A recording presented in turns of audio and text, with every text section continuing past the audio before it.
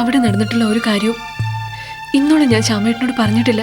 വെറുതെ വാശി കാണിച്ച് വീണ്ടും കുഴപ്പങ്ങൾ ഉണ്ടാക്കാനാണോ ഭാവം? എന്റെ കാര്യത്തിൽ ഇനി ശ്യാമേട്ടൻ ഇടപെടരുത്. പരദൂഷണം പറഞ്ഞ് ഗംഗക്കുഞ്ഞിന് മനസ്സ് മാറ്റിയെടുത്ത് ആ കാഞ്ചനാമയാ. ശാലോട് നിൽക്കാൻ.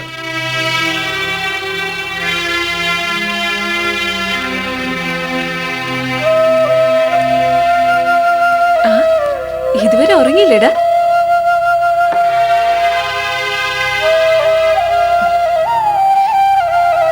ഉറങ്ങിക്കോട്ടോ. ശാലു, ഇനിയെങ്കിലും എന്നോട് നീ സത്യം തുറന്നു പറ. ഇന്നവിടെ എന്താ സംഭവിച്ചത്?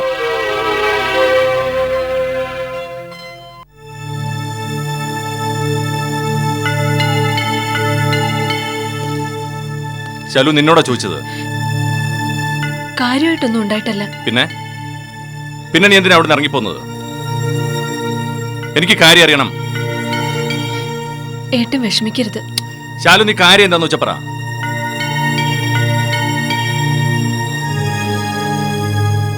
ഇന്ന് എന്നെ കാണാൻ ആ അയ്യര് വന്നിരുന്നു. അയ്യരോ?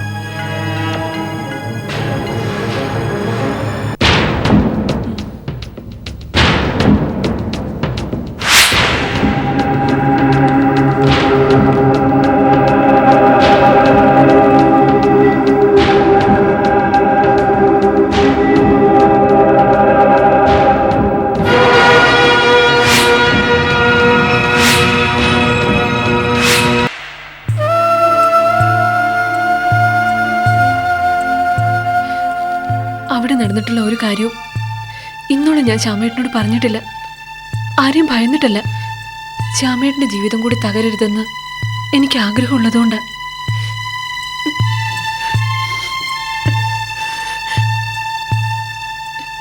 ശ്യാമേട്ട, ശ്യാമേട്ട,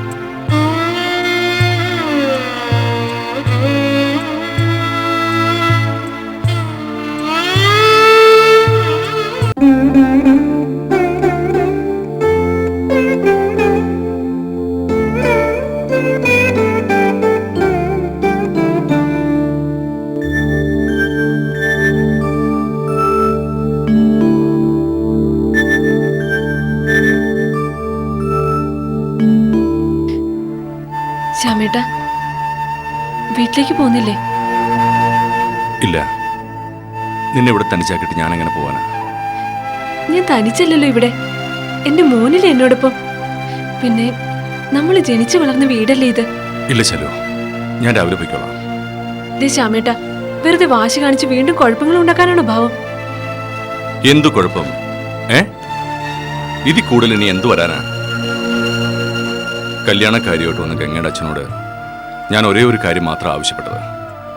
നമ്മൾ ഒരു വീട്ടിൽ തന്നെ ഉണ്ടാവണമെന്ന്. അതിന്റെ പേരിൽ അച്ചു വീട്ടിൽ പൊറുതി എന്നുള്ള സൽപ്പേരും കിട്ടി എനിക്ക്. ശ്യാമേട്ട വീണ്ടും പഴയ പല്ലവിയിലേക്കാ വരുന്നത്. ഇനി എനിക്ക് വേണ്ടി കാവൽ കിടക്കുന്ന എന്തിന്? എന്നെ ഒറ്റയ്ക്ക് വിട്ടേക്ക് ശ്യാമേട്ട. ദയവ് ചെയ്ത് എന്റെ കാര്യത്തിൽ ഇനി ശ്യാമേട്ടന് ഇടപെടരുത്. നിന്നെ ഇവിടെ ഒറ്റയ്ക്ക് വിട്ടിട്ട് എനിക്ക് പോവാനാവില്ല മോളെ. ഗിരിയെ രക്ഷിക്കുന്നവരെങ്കിലും നീ ഏട്ടനോടൊപ്പം ഉണ്ടാവണം.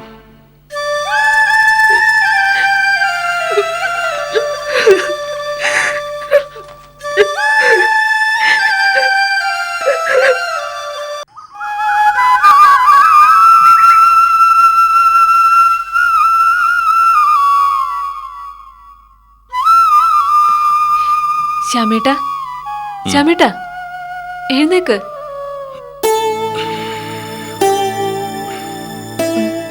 പാല് കിട്ടിയില്ല. സാറില്ല. മോനെവിടെ?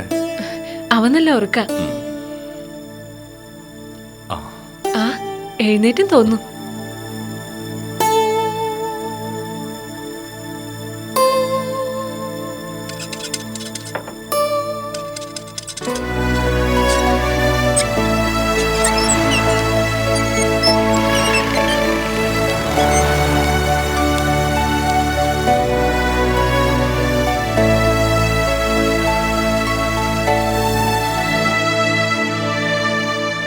സാറേ, ആ. ഞാൻ ഇങ്ങ് പോന്നു സാറേ. ശാലിനി കുഞ്ഞില്ലാത്ത ആ വീട്ടിൽ എനിക്ക് ഒരു നിമിഷം പോലും നിൽക്കാനാവില്ല. സാർ വീട്ടിലേക്ക് പോകുന്നില്ലേ? എന്തൊക്കെയായാലും രാത്രി ഒന്ന് ഫോൺ ചെയ്ത് പറയാമായിരുന്നു സാറിന്. ഞാൻ അങ്ങോട്ട് ഇറങ്ങാൻ തുടങ്ങായിരുന്നു. പരദൂഷണം പറഞ്ഞ് ഗംഗക്കുഞ്ഞിന് മനസ്സ് മാറ്റിയെടുത്ത് ആ കാഞ്ചനാമയാ. ഗംഗക്കുഞ്ഞുമായി ചേർന്ന് എന്തൊക്കെയോ രഹസ്യങ്ങളുണ്ട് അവർക്ക്. ഇന്നലെ രാത്രി മുഴുവൻ രഹസ്യം പറച്ചിലായിരുന്നു. എത്ര തങ്കപ്പെട്ട സ്വഭാവമായിരുന്നു ഗംഗക്കുഞ്ഞിൻ്റെത്. പാവം, കഥ അറിയാതെ ആട്ടം കാണുക. സാർ എത്രയും പെട്ടെന്ന് വീട്ടിലോട്ട് ചെല്ല്. കഞ്ചനാമ്മയുടെ വാക്കും കേട്ട് മുഖം പിറപ്പിച്ചിരിക്കുക ഗംഗക്കുഞ്ഞ്. സാറേ, കാര്യങ്ങളൊക്കെ ഒരു പാകത്തെത്തും വരെ ശാലിനി കുഞ്ഞ് ഇനി ആ വീട്ടിൽ താമസിക്കണ്ട സാറേ. ആ കഞ്ചനാമ്മയും ഗംഗക്കുഞ്ഞും കൂടി ചേർന്ന് ശാലിനി കുഞ്ഞിനെ ഒരുപാട് ദ്രോഹിച്ചിട്ടുണ്ട്. ആരോടും ഒന്നും പറയാത്ത പ്രകൃതമാണ് ശാലിനി കുഞ്ഞിൻ്റെത്. ശാലു കുഞ്ഞിനെ ആ വീട്ടിൽ നിന്ന് ആട്ടി ഇറക്കിയതാ സാറേ. അതുകൊണ്ട് ഇവിടെ തന്നെ താമസിക്കുന്ന നല്ലത്. ആ മാധു, കുഞ്ഞെ, മാധു പോകുന്നല്ലേ? കുഞ്ഞിവിടെ ഒറ്റയ്ക്കല്ലേ? ഇന്നലെ രാത്രി ഞാനൊരു പോളെ കണ്ണടച്ചില്ല. കുഞ്ഞില്ലാത്തോണ്ട് അവിടെ ഒരു സ്വസ്ഥതയില്ല. രാവിലെ ആ കഞ്ചനാമ്മ ഉള്ള ദേഷ്യം മുഴുവൻ ആടിത്തീർത്ത് എന്റെ മേലെയാ. എന്ത് ചെയ്യാൻ? വല്ലവരുടെ ആട്ടും തുപ്പും കൊള്ളാനാ എന്റെ വിധി. മാധു ഇനി എങ്ങും പോകണ്ട, ഇവിടെ തന്നെ നിന്നോളൂ.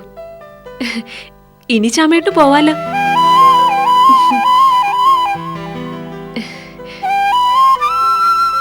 ചാമേട്ട, ഇതിനെ ചൊല്ലി ഇനി ആരുമായിട്ടും വഴക്കിന് പോരുത്. പ്രത്യേകിച്ച് ഗംഗേച്ചിയോട്. എന്നെ ഓർത്തെങ്കിലും.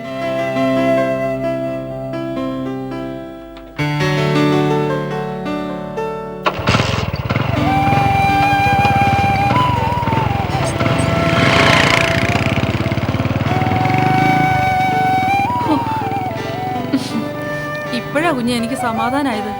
മാധുവ,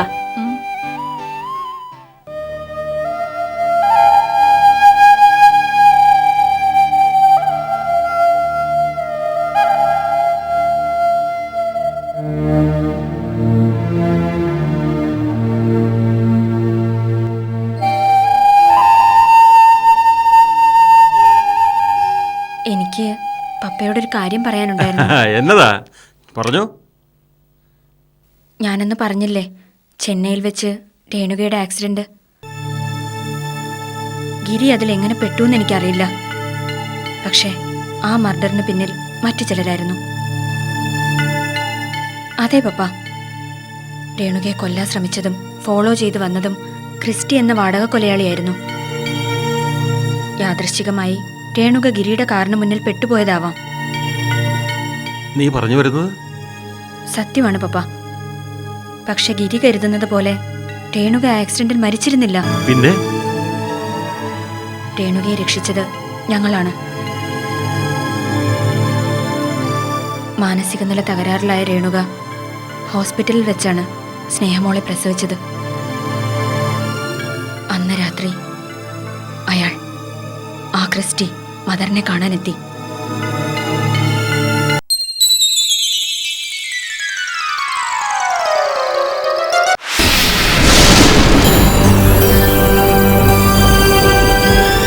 ക്രിസ്റ്റി, അതാണ് എൻ്റെ പേര്. Criminal, notorious criminal. ആ രേണുക, ആ ആക്സിഡന്റ് ആയ കുട്ടിയില്ലേ, അവളുടെ കാര്യത്തിൽ മദർ വെറുതെ ഇങ്ങനെ ഇടപെടണ്ട. അവളെ മരണത്തിന് വിട്ടേക്ക്.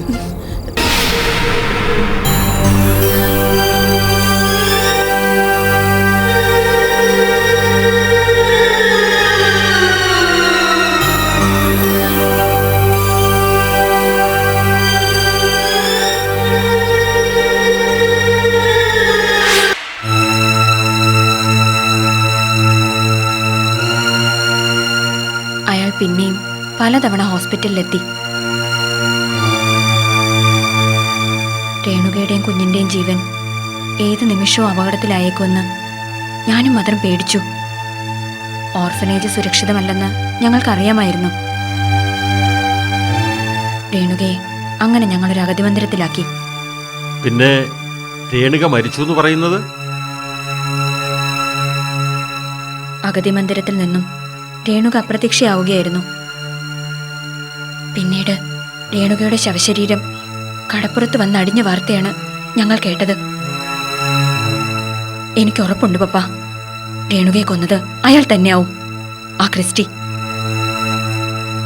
അപ്പോൾ ഗിരി അയാൾ നിരപരാധിയാണെന്ന് തന്നെയാണ് പപ്പ ഇപ്പോഴും എന്റെ വിശ്വാസം.